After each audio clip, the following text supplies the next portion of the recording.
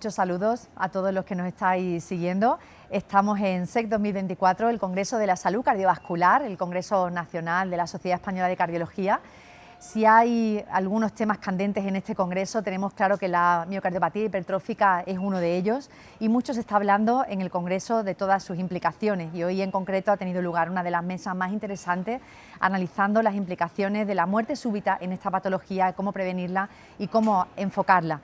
Y bueno, pues sobre ello vamos a centrar este CardioTV, y para ello tengo la suerte de contar con dos cardiólogos expertos en la materia. Por un lado, la doctora María Luisa Peña Peña, que lidera la unidad de cardiopatías familiares del Hospital Universitario Virgen del Rocío de Sevilla. Muchas gracias por estar aquí. Y además nos acompaña también el doctor José María Larrañaga Moreira, también miembro de la unidad de cardiopatías familiares del Complejo Hospitalario Universitario de A Coruña. Muchas gracias por estar con nosotros. Vamos a empezar con María Luisa y la pregunta es directa.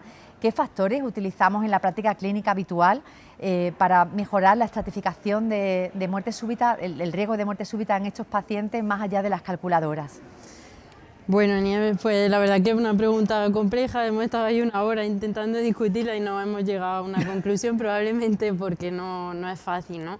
Entonces, bueno, es verdad que sentimos que todos tenemos la necesidad de utilizar una calculadora para utilizar algo estandarizado, donde sea independiente el paciente, sea independiente el médico y en todo sitio encontremos la misma estratificación, pero la verdad que cuesta trabajo porque, como se ha puesto de manifiesto en lo que hemos estado comentando en la sesión, hay otros factores que sin duda nos pueden ayudar a individualizar al paciente, como puede ser, bueno, hemos hablado sobre todo del tema del realce tardío, de la fracción de eyección deprimida, del aneurisma apical, aunque eso, bueno, lo tenemos un poco más en duda, que puede ayudar, y de obviamente algo que nos gustaría mucho, pero que no sabemos si alguna vez será posible, que es la incorporación de la genética y de la información de la genética a toda esta estratificación.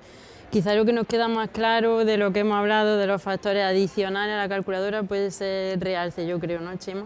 Sí, yo creo que la presencia de un realce tardío de más del 15% pues es un factor que parece claramente relacionado, o por lo menos la evidencia apoya más su uso, aunque el problema es que en la práctica diaria muchos centros no cuantifican el realce, ¿no? Es visual, ¿no? Entonces quizás la práctica para poder implementar este factor va a tener que irse a cuantificar correctamente el realce siguiendo la técnica de las 6 desviaciones estándar. Y sí, la genética parece que vamos a ir a individualizar, ¿no? En cada caso, no vale genética positiva y negativa, sino a ver exactamente qué variante genética tiene el paciente. Y el aneurisma apical es el tema más controvertido, probablemente, aunque ahora parece que los aneurismas apicales de gran tamaño, de más de 2 centímetros, quizás suponen más riesgo que los pequeños, que parece que no tienen mayor significación clínica. Pero bueno, hace falta que esto sea validado para ser utilizado. Porque claro, habláis de la calculadora y luego de las limitaciones, o sea, de todos los factores adicionales, con lo cual la calculadora tiene muchas limitaciones, ¿no? ¿Cuáles son estas limitaciones en la valoración? A ver, hay situaciones en las que la calculadora no se puede utilizar, ¿no? Por ejemplo, en deportistas de élite o en mayores de 80 años no se puede utilizar, aunque bueno, tampoco es una población especialmente preocupante para la identificación de a quién poner un desfibrilador. Y luego en las fenogenocopias, como en la enfermedad de Fabry, el Noonan, etc., no se puede utilizar la calculadora, y de hecho los intentos de validación de la misma no han funcionado en estas poblaciones. Y también después de las terapias de reducción septal, la calculadora no está validada. Hubo un intento después de ablación septal, pero la verdad es que tampoco funcionaba muy bien, entonces yo sugiero tener cuidado, ¿no?, con aplicar la calculadora en estas situaciones.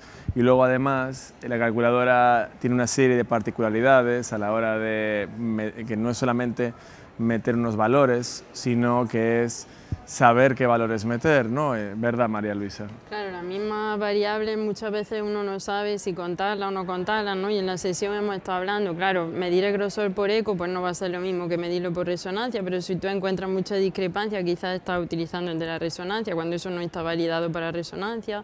Si encuentras 3 latidos de una TV no sostenida a 125 latidos por minuto, no será lo mismo que si encuentras una racha de taquicardia ventricular de 10 latidos, pero todo esto es verdad que no se tiene en cuenta en esa calculadora, y es lo que un poco nosotros nos lleva a pensar que es insuficiente para estimar el riesgo de los pacientes, ¿no? Y luego hay otro tema que, bueno, obviamente hay unos pacientes que se quedan en un riesgo intermedio utilizando la calculadora, donde obviamente yo sí que creo que se tienen que utilizar otros factores, porque realmente la calculadora ahí no te dice muy bien qué es lo que tienes que hacer con el paciente, ¿no?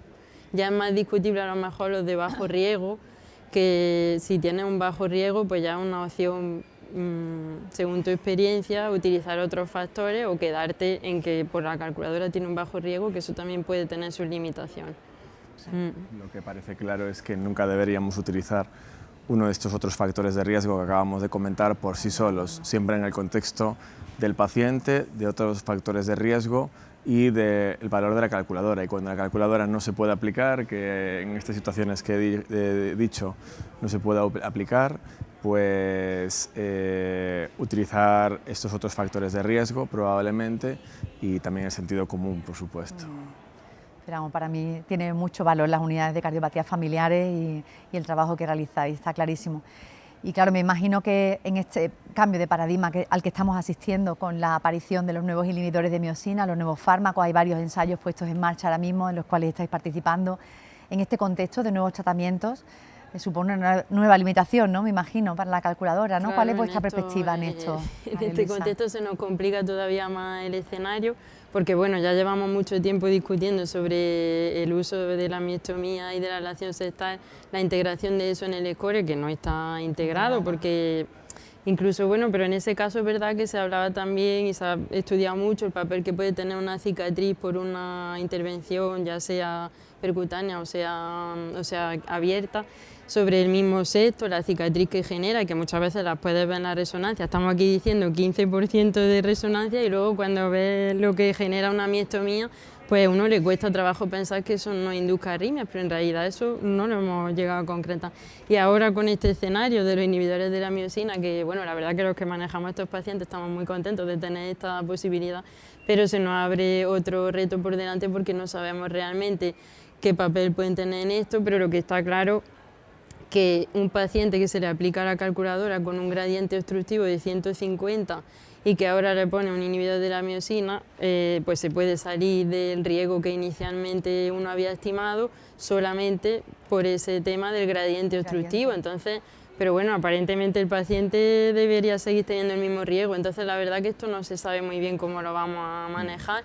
Probablemente también más adelante, si los fármacos van demostrando más eficacia no solamente en la mejoría de la clase funcional y del gradiente, sino en otros aspectos de la enfermedad, bueno, pues a lo mejor resulta que tenemos que cambiar el discurso, pero... O sea que es muy interesante la perspectiva futuras. Además de la baja incidencia real de la muerte súbita en miocardiopatía hipertrófica, para ver si estos tratamientos modifican el riesgo, va a tener que pasar mucho tiempo, así que tendríamos que repetir esta mesa en 10 años y hablar de nuevo para ver si ha cambiado nuestra visión.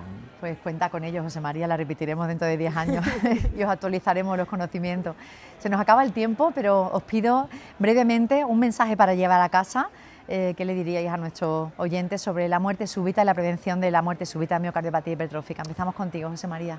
Yo creo que a día de hoy la evidencia lo que apoya es utilizar primero la calculadora, siempre que sea posible, y en las situaciones de riesgo intermedio y en menor medida bajo, utilizar estos otros factores de riesgo, la fibrosis, la fracción de eyección, en el aneurisma apical con precaución y la genética siempre individualizando el riesgo para cada paciente a la hora de tomar decisiones en quién implantar un desfibrilador, pero nunca basarse en una cosa aislada, siempre en calculadora o calculadora y algo más.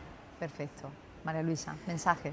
Bueno, el mensaje es que el problema no está resuelto, como es obvio, ¿no? Y eso es importante saberlo porque muchas veces uno quiere tomar una decisión, tomarla la más acertada la posible, pero a veces no podemos porque no lo sabemos todo y que evidentemente tenemos que estar atentos a los cambios que se están produciendo en el manejo de la enfermedad, fundamentalmente en los cambios terapéuticos, ¿no? Para ver si eso tiene un impacto también sobre este tema de la estratificación que creemos que lo puede tener. O sea que muchas perspectivas de estudios y de seguimiento de pacientes. Muchas gracias a los dos, habéis hecho una mesa muy amena, ha sido muy fácil entrevistaros y analizar la problemática, y muchas gracias a todos los que nos habéis seguido. Seguimos en SEC 2024.